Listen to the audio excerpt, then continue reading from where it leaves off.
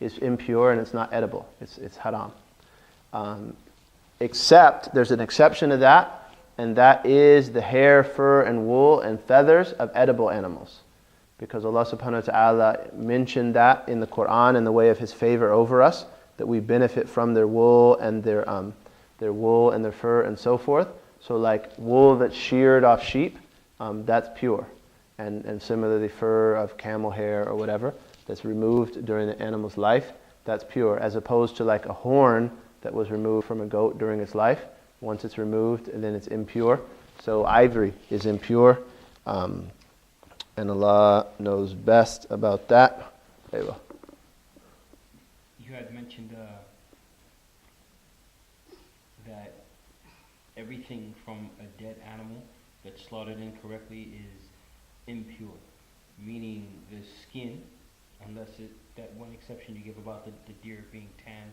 Yeah, if the hide is tanned, it becomes purified by tanning. But everything else from that, because I'm thinking about how they do ostriches, right? How they do the pillow, the feathers of an ostrich, and how they do the skin of an ostrich. Okay, I used to wear ostrich skin shoes, so I'm thinking, I still have a pair, so I'm thinking, do they need to go in the trash? It's tanned though, right? It's leather, it's tanned. Yeah, it's leather. So then it's purified by tanning. Yep. Those are purified by tanning, but the pillow, but the feathers... The feathers fall into the category of objects, the origin of which was purity, and you don't know that they became impure. So they go back to the default ruling of purity. Yep. Yep. The origin, the initial ruling of fur and bone and feather is its purity. So if you doubt whether or not feathers or bone or fur came from a properly slaughtered animal or an improperly slaughtered animal, it goes back to the initial ruling, and that's pure. Though if it's likely to be impure, it's scrupulousness to avoid it, and it's offensive to use. Yeah. When we mention pig, like, does it also, how do you say it? Like, I guess like other animals, like that are kind of, they aren't pigs, but they're still kind of in that same family. Will those also be considered impure?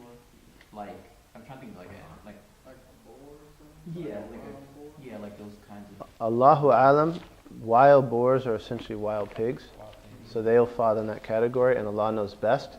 The threshold of when an animal came out of that category, that would have to need more research, but I think an animal like, for instance, a porcupine would be out of that category, even though someone might say that it was similar. But like a wild pig, essentially, forget it, that's a pig, yeah, and Allah knows best. Yeah. So rodents wouldn't be considered impure? Not when they're alive. However, inedible animals, whether they're slaughtered or not, are impure when they're dead. Yeah. And Allah knows best. That, not to continue it, but just because we have a lot of possums around here also. Yeah. And a lot of people I know on my they eat possums. They eat the possums, I don't know. And the raccoons and all that craziness, right? Yeah, I don't know about those animals, because those wouldn't be in the list that we have. And basically, when we have an animal that's not mentioned in the books, they'll compare it to animals that are, and that would need more research. But personally, I'm inclined to doubt that possum would be halal because of its similarity to rats. It's like a big rat, and that's haram. So, because when we have an animal that wasn't mentioned, like it's not going to be mentioned in the Sunnah, it's not going to be mentioned in the book, it wouldn't have been dealt with by the early ulama, so it's not in one of our lists. We compare it to animals that are, and the thing is, like a possum is very similar to like a big rat. So I'm inclined to say that wouldn't be halal, but Allah knows best. Yeah. Strangely enough, fox is. Fox is, and there's a difference of opinion. So some North American animals would probably be compared to something like that. So some of them might make it into the halal category from that point of view. Yeah, and Allah knows best. The other two. The two. Yeah, I didn't want to say that one explicitly, but Allah knows best. Yeah, I like to be safe. Alhamdulillah, we live next to the bay. Alhamdulillah, there's plenty of seafood. So, you know what I'm saying? Seafood is nice and safe. Though we don't want to start talking about amphibious crabs, because then there'll be mutiny. Mutiny at the lighthouse. La ilaha illallah. Alhamdulillah. Yeah, so that's a list. And I actually thought he mentioned a longer list. Let me see. I didn't have my other book with me. Inshallah, I might add a few things to this list. We're just going to go real quickly over purifying from dogs and tanning, just because it's relatively clear. And actually, unfortunately, you do have to do it sometimes. He said, Bismillahir Rahmanir Rahim.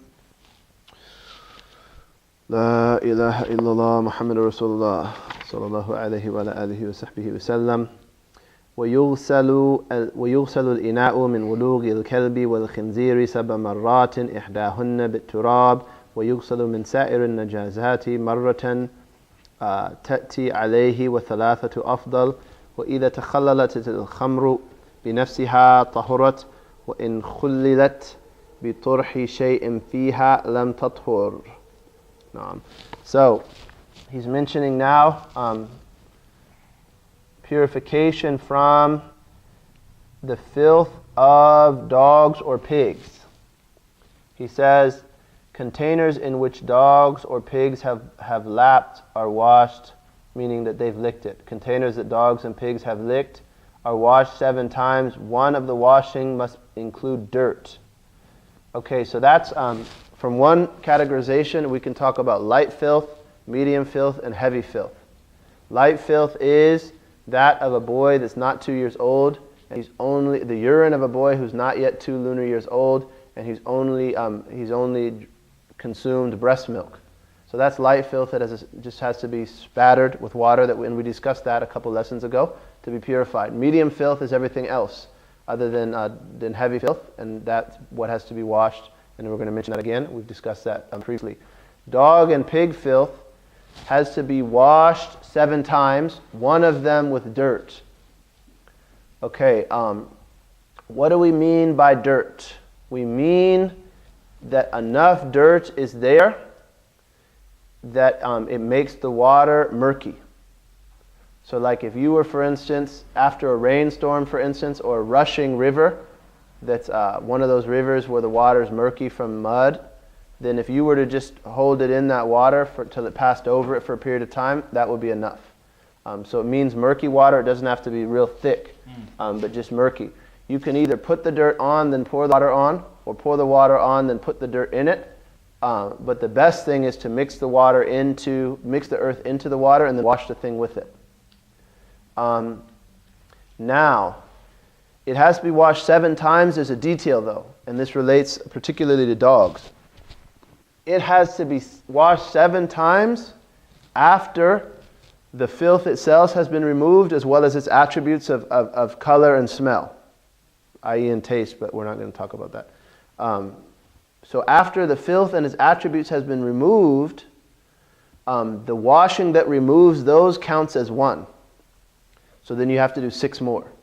So like if someone had like dog stuff on their shoe, just washing it just 7 times with earth, if there's still an odor there that's not difficult to remove with the conditions that were previously discussed, then that's not yet pure.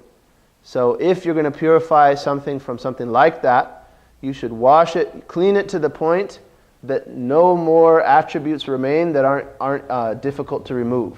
So that means with like a scrub brush and soap or something, get it to the point that we've ruled it difficult, meaning that you've removed the filth itself and you've washed it 3 times with soap and water and scrubbing.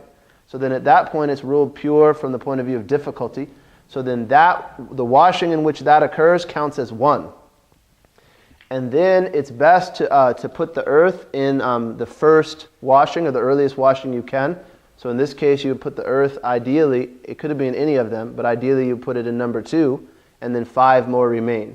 If it's going to be something that's just really easy to remove, it doesn't have like an odor that's going to remain, it's best, you would just put it in the first washing, wash it once, and then wash it 6 more times. There's an issue though. Each time when the water comes off, it has the same ruling of what it's come off. Just like we discussed before, when the water comes off washing something, if the thing is pure, the water's pure. In this case, the water coming off is as only pure as what you're washing. So you wash it twice, right, from a dog licking it. How many more times do you have to wash it? 5. How many more times do you have to wash what the wash water touched? 5. So you got to be careful where you do it. Like go out on the lawn and do it, or do it in the tub or the shower, so that you can then wash it down afterwards. And also be careful what it splashes.